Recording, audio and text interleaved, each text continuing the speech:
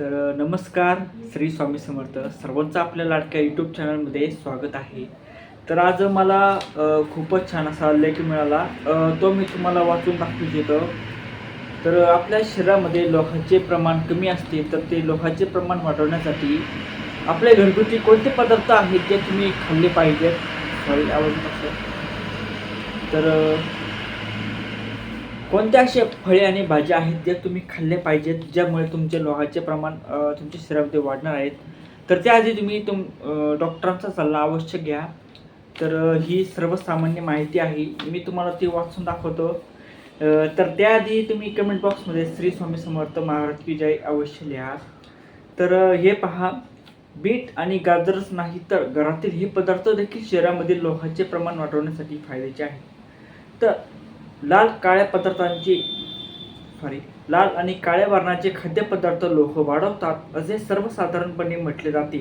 त्यामध्ये कितपत तथ्य आहे? शरीरामधील एखाद्या धातू घटकाशी निसर्गातील एखाद्या पदार्थांचे साम्य असेल तर तो पदार्थ शरीर घटक वाढवण्यास उपयुक्त होऊ शकतो, असा तर्क आपल्या पूर्वजांनी केला. त्यानुसार रक्त हे लाल वा लालसर काळ्या रंगाचे आहे, म्हणून निसर्गातील तो घटक लाल रंगाचा किंवा लालसर किंवा तपकिरी रंगाचा असेल तो रक्तवर्धक होईल, असा अनुमान प्रमाणावर आधारित निष्कर्ष प्राचीन काळामध्ये आपल्या पूर्वजांनी काढला होता.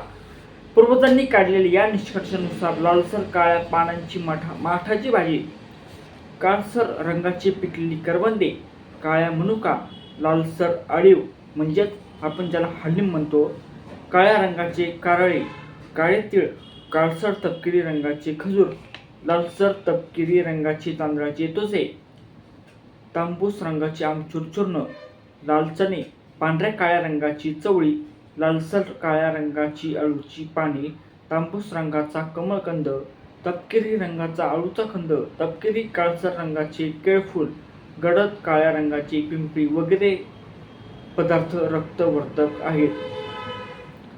यापैकी बऱ्याचशा भाज्या आपल्याला माहीत नाहीत.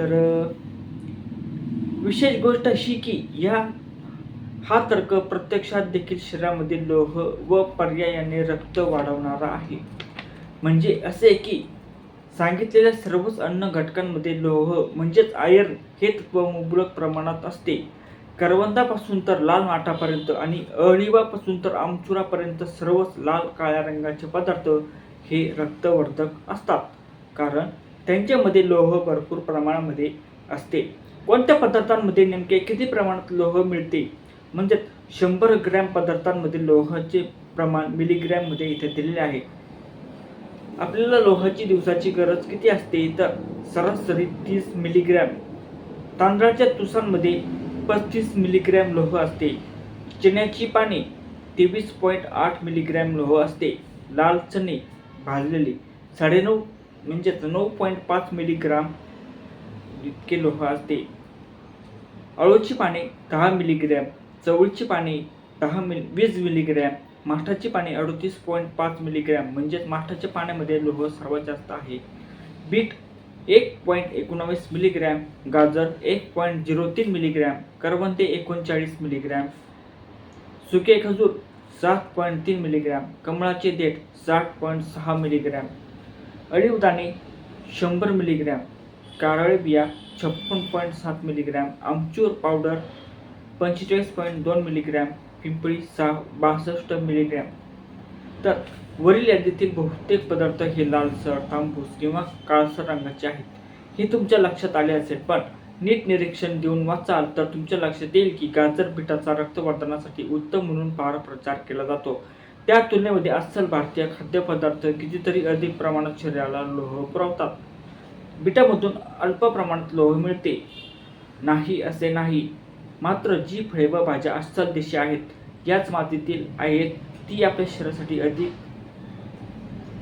उपयुक्त असणार नाही का? तेव्हा रक्त वाढवण्यासाठी या लालसर काळ्या वर्णाच्या आहारांचे अवश्य सेवन करा. रक्त व हिमोग्लोबिन वाढवण्यासाठी ज्या गोळ्या, कॅप्सूल्स वगैरेचे तुम्ही सेवन करता ते अनेकांना मलरोधास व मळमळ होण्यास कारणीभूत होते. तसे या नैसर्गिक पदार्थांसोबत होत नाही.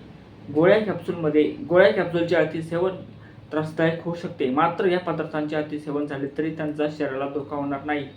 जो जो खाद्यपदार्थ रक्त वा कृष्णवर्णीय असतो तो रक्तवर्धक असतो.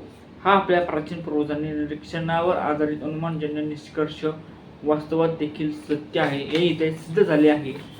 तर व्हिडिओ आवडला असेल तर व्हिडिओला एक लाईक करा, शेअर करा आणि चॅनलला सबस्क्राईब अवश्य करा. नमस्कार.